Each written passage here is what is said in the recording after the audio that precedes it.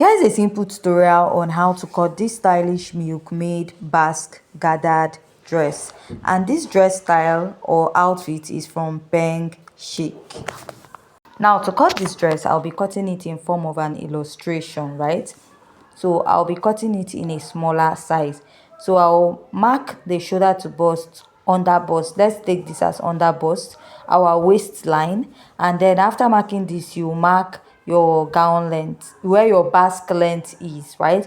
Your basque length should be at least 10 inches or more, depending on how lengthy you want it to be. Now you're going to start with marking your shoulder measurement divided by 2, come down by 1 inch, then mark a basic neckline of 3 inches. From that 1 inch at your shoulder slope, connect it to the neckline. Then you're going to find your armhole line, which is your bust measurement divided by 6 plus 1.5. Whatever you get, you make a mark, place your ruler and draw a straight line there. Now after you're done marking that, you're going to place your tape and mark your shoulder measurement divided by 2. Now place your ruler and connect this all the way up. Place your tape again, divide what you have here into 2 equal parts, mark the midpoint. After this, you're going to come in by ½ inch. Now place the tape, mark your bust measurement divided by 4.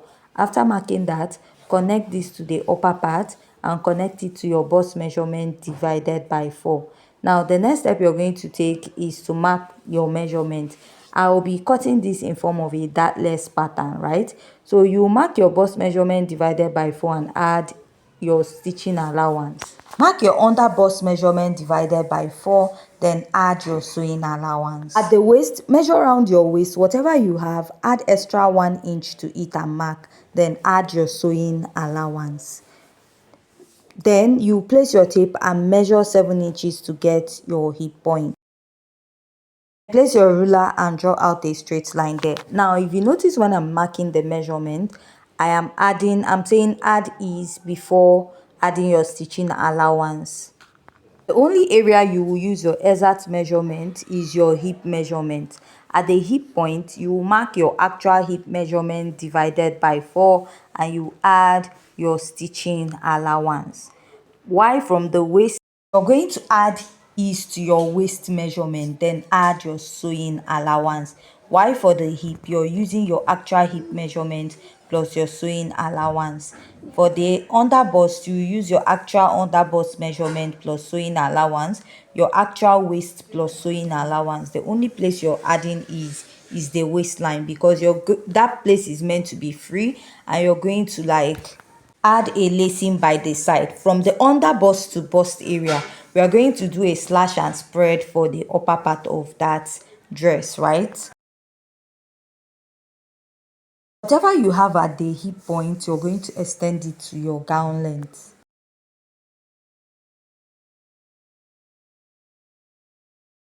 I'll go ahead and use my marker to outline to make this more visible for you to see. I'll go ahead to cut this out. Then after cutting this out, I'll use it to cut out for the back also before altering it. So this dress does not have a zipper at the back. That's why we're adding is to the waistline, and at the upper part, which is the bust and the under bust, we're going to do a slash and spread to create the milkmaid effect. That way it will add more ease to the upper part of the dress. Now for the lower part of this dress, we are going to cut it out and add like a gathers, so that way it will give the dress ease at the waistline to the lower part of the dress.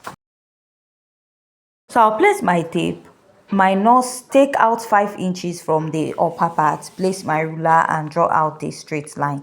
I'll cut this out and I'll be using this. I'll cut it out and I'll come up by 1 inch or 1.5 from the under bust and reconnect it. Now you're going to slash and spread this part of your dress. This is what you'll be having here, and you go ahead to label it. Starting from the waist, come in from your sewing allowance and extend the basque all the way down. Now after extending this is what you have. I'll just go ahead and cut this out, and after cutting it out we'll do the slash and spread. We'll also use this front pattern to make reference to that of the back pattern, right? Because the armhole area should match that of the back and the upper part, and also the basque at the front and the basque at the back is the same. Note there's no zipper on the dress, that is why the waist area is free. You can even use more than 1 inch for the waist area for ease, because you'll be adding a lacing by the side. By the time you lace it at the back, it will give a fitted effect at the waistline. I joined the front and the back together, and this is what you will have, right? Now let's go ahead to slash and spread this. I'll go ahead to cut this out, and while placing it, go ahead to like add spacing to it. So because this is an illustration, what I did is I just used 1 inch interval for each of the line, right? I just use 1 inch interval, but this 1 inch is not a standard. I'm just using it for the illustration. You can add more than this, right?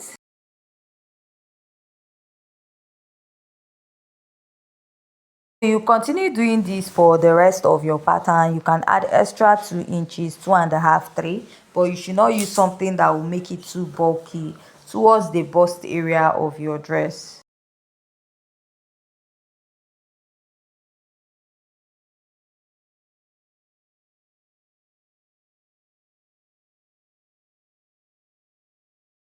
After placing this last one, now at the upper part of this dress, remember you'll be adding like a channel where you pass your rope.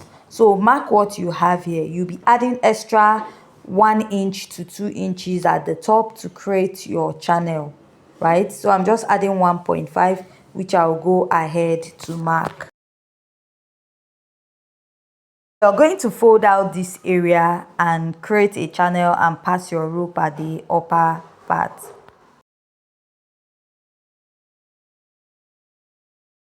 You're going to go ahead and fold and top stitch this at the back, pass your rope towards that side also, right?